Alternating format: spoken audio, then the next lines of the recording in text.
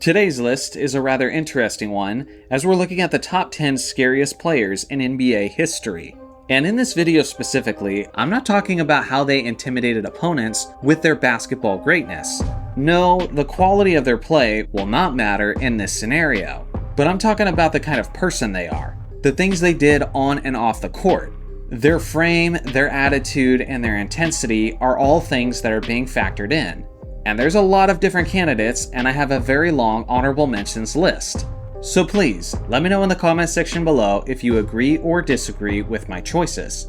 And it's also worth noting that a few of the players on the list are actually still active within the NBA, and some of them you can go see with your own eyes.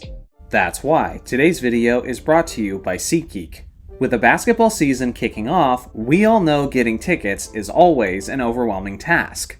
When I need a good deal on Lakers tickets, I don't want to spend hours online comparing prices. With over 28 million downloads and more than 70,000 events available, SeatGeek makes finding the best deal for any of your sporting, concert, or entertainment needs easy and hassle-free. What makes SeatGeek unique is that they put tickets from across the web in one place, and rates the tickets on a scale of 1 to 10 with green and red dots, with green meaning good and red meaning, well, not so good, making sure you get a great deal. So if you're looking for some good ticket prices for this basketball season, be sure to use SeatGeek. And you know I came through for you guys. Use my code ARNETT for $20 off tickets at SeatGeek. That's $20 off your first purchase with promo code ARNETT. Make sure you click the link in the description to download the app. Starting off with number 10, Dennis Rodman. Sure, he was one of the greatest rebounders and greatest defensive players of all time, but this guy was also a pest, as they often referred to him as Dennis the Menace. If there was an altercation going down on the court, he was usually involved. And not only was Rodman extremely different for that time, but he was also extremely unpredictable, which added to his level of intimidation on the court. Later in his career, he put on tons of muscle, and was not only an athletic freak, but was incredibly strong as well. And earlier in his career, he was a member of the bad boy Detroit Pistons, and had plenty of instances where he caused physical abuse to guys like Michael Jordan and Scottie Pippen, who would go on to be his future teammates. Ultimately, he might not be the scariest person on the list, but I do think he was just intimidating enough for a top 10 spot. Number 9, Draymond Green. Green has a lot of things in common with Dennis Rodman, but I actually put Green just a little bit higher on the list, due mostly to the fact that he's known for some really bad blows, and some really nasty cheap shots. He might not put fear into his opponents with his basketball play, and with his general tough guy mantra, but he is unpredictable, and you don't know if he might step on your chest, put you in a stranglehold, or just whip around and love tap you in the face. Like I alluded to earlier, he's still active within the NBA currently, so he's got plenty of time to climb up the list. So go get him, Draymond. Number 8, Latrell Sprewell. This guy was a 4-time NBA All-Star, but that's probably not what he's going to be remembered for years to come, but rather for the decisions he made that put people in fear around him, like when he choked his head coach and dragged his body. Beyond that, he was frequently involved in altercations on the basketball court, and was known for his extremely explosive personality. He was a great player for sure, but unfortunately, that's far outweighed by his reputation of being an unstable player. Number 7, Charles Oakley. Back in the 1980s, this guy was known to be an intimidating enforcer, and for a while, he was the guy who was responsible for protecting Michael Jordan. But whenever something was going down on the court, and hands were being thrown, you could bet Charles Oakley was right in the middle of it, as it happened time and time again. This guy just couldn't stay out of trouble, whether it be during his NBA career or afterwards. And during his playing days, he got into some fights with Alonzo Mourning, Tony Delk, Charles Barkley, Xavier McDaniel, and Jeff McGinnis. Even after his playing career, he had a famous altercation in the stands at Madison Square Garden. So clearly, he hasn't changed with age. Number 6, Xavier McDaniel. He's also an underrated player that many people have forgotten about, and I do remember his quality all-star athleticism. With that being said, this guy was always getting in physical altercations, like in his battle with Charles Oakley, and he even got into it with guys like Michael Jordan. This guy was quite the trash talker, and whenever something was going down on the court, he was also a dude who was always in the middle of it. But beyond that, it was the aggressive nature of his altercations that made him particularly scary. Like the fact that he couldn't stop putting his hands on other dudes' throats. Like in this iconic image where he's seen choking Wes Matthews. And then several years later, he tried the same crap on Juwan Howard. He's definitely a guy that you need to keep an eye on at all times if you're on the court with him. Number 5. Jerry Stackhouse. This guy was an absolute bucket getter in the early 2000s, and for a while, I remember him challenging Allen Iverson and Kobe Bryant for the NBA scoring title. People remember that about him, and they also remember him being teammates briefly with Michael Jordan, and him being one of the players who didn't enjoy his time with MJ. But beyond that, he was actually a brawler, and someone who was frequently getting into fights with other players, sometimes on the opposing team, but sometimes on his own team as well. Like how he went to blows with Allen Iverson while they were both on the 76ers.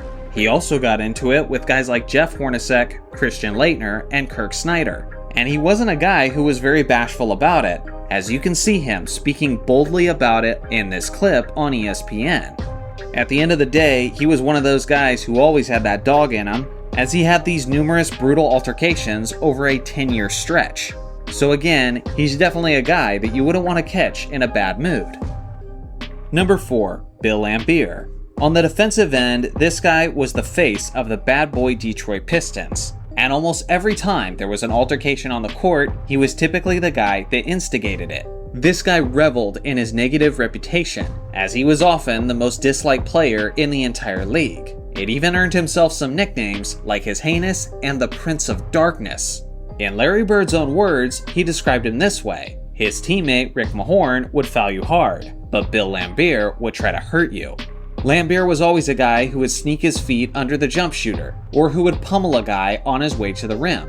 It is widely believed by many longtime basketball fans that it was his physical play that ultimately led the NBA to regulate the flagrant foul rule in the 1990 season.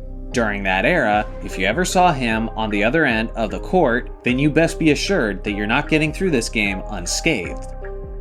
Number 3. Karl Malone. Yes, he was one of the greatest power forwards in the history of the league, as he was one of the most consistently dominant scorers that we've ever seen. Along with that, the mailman was one of the strongest players in league history, with his extremely intimidating 6'9" frame. He was a very physical player in the post, both offensively and defensively. And one of the biggest ways he got physical with the opponent was with his devastating elbows. He loved to swing his elbows around to clear out space, and oftentimes it resulted in some major damage for the opponent, like this insane blow to David Robinson that basically put him to sleep. He also had another insane blow to the Detroit Pistons' Isaiah Thomas, who described the blow by saying it felt like he had been hit by a truck. And again, that's about all the stuff on the court. If we got into his stuff off the court, then he might just have to take the number 1 spot. Let's just say that this guy and this guy have something in common. Number 2. Ron Artest. He might not have the most altercations out of all the guys on this list, but his made quite the statement and were of the extremely explosive nature. For example, in 2004, he was the star of the show in The Malice at the Palace, which literally changed the NBA with its insane nature, as he literally ran into the stands and was dishing it out to fans who admittedly deserved to get smacked around. Artest was also an extremely physical defensive player, and before Michael Jordan made his comeback with the Washington Wizards, he actually broke MJ's ribs in a scrimmage. And then, well, after he changed his name to Metta World Peace, who can forget what he did to James Harden, which I still think Harden is recovering from. Because of just the explosive nature of this guy, and because of his insane strength, I think he was one of the most terrifying, erratic players on the court, as he was someone that you definitely didn't want to catch on a bad day. Number 1. Vernon Maxwell. I firmly believe that this guy securely deserves the number 1 spot. For goodness sake, his nickname was Mad Max, and it was very well deserved, as this guy got into altercations with just about everyone. Spectators in the crowd, opponents, teammates, and just the gravity of those disputes were incredibly insane. For example, he admitted with his own words that he nearly did this to Hakeem Olajuwon. For goodness sake, if this is what you've got for teammates, then who the hell needs enemies? As if that wasn't enough, In the year 2000, when he played for the Seattle Supersonics, he famously didn't get along with the team's leader, Gary Payton. Which I know, crazy right, that these two guys wouldn't get along. Eventually, Mad Max became so furious that he tried to attack Gary with a dumbbell in the locker room. And he was so reckless and relentless about it that he actually injured two of his teammates who were trying to stop him from getting to Gary. These are just the most extreme examples of his altercations with teammates. But believe me, it's far from the only examples of the numerous altercations he got into. When it comes to scary NBA players, this guy is indisputably the GOAT. Here's my list of honorable mentions. Should any of these players have made the list instead? I look forward to hearing your thoughts in the comment section below. Thanks for watching as always, make sure to like and subscribe for more basketball content, and I'll see you guys in the next video.